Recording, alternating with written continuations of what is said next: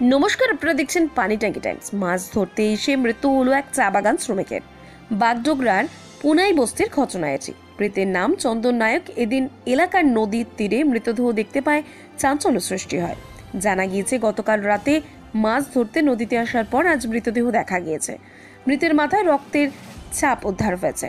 তবে কিভাবে মৃত্যু তা ময়নাতদন্তের পর পরিষ্কার হবে বলে পুলিশ সূত্রে জানা গেছে। এদিন বাগডোগরা থানার পুলিশ ঘটনাস্থলে পৌঁছে মৃতদেহ উদ্ধার করে ময়নাতদন্তের জন্য উত্তরবঙ্গ মেডিকেল কলেজ ও হাসপাতালে পাঠিয়েছে।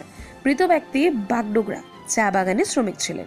পরবর্তী আরো খবর জানতে অবশ্যই চোখ রাখুন শুধুমাত্র পানি ট্যাঙ্কি টাইমসের পর্দায়। এইখানে যে রাত্রেবেলা আসছিল যে এই যে ডক্সা ছেড়ার জন্য মাছ ধরার জন্য আসছিল, রাত্রে থেকে আসেনি বাড়িতে। এটা তারপরে আমাদের সকালে দেখতেছি কি এখানে একে পাওয়া গেছে এখন। তো আমরা দেখে কে এলো, কে কে ছিল না বলছিল মানুষগুলা। তো এখন এসে আমরা বলছি কি এখন দেখছি আমাদের যে বাড়ির একজন দাদাটা ওইটা শেষ হয়ে গেছে। এখানে আমি আসছি, ওকে দেখে এখন জিজ্ঞাসা হয়ে গেছে পুরা। এখন এখানে নিয়ে যাবো আমরা। তার নাম কি? তার নাম চন্দন নায়ক। কটার দিকে কাজ করতো? ওই তো বাগানে ট্রেক্টর চালাতো। কখন এসেছিল এখানে মাছ ধরতে? এটা রাত্রের সময় আসছিল। রাত্রে এসেছিল? হ্যাঁ। আর রাত্রে বাড়িতে কেউ খুঁজেও করেনি? খুঁজে করছে কিন্তু পাওয়া গেল না। আর সকালে দেহ পাওয়া গেল? হ্যাঁ। এটা কোন জায়গায়? এটা হলো তোমাদের পুনাই বস্তি বলে একে। পুনাই বস্তি নাই রোডের কাছে। আপনার নাম? আমার নাম মনোজ লাকড়া। তোমার কে হয়? আমার ভাগনা হয়।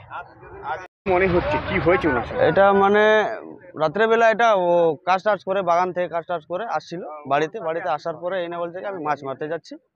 মাছ মারতে এখানে আসলো, আর আসার পরে তো কালকে রাতের থেকেই বাড়িতে নাই পরে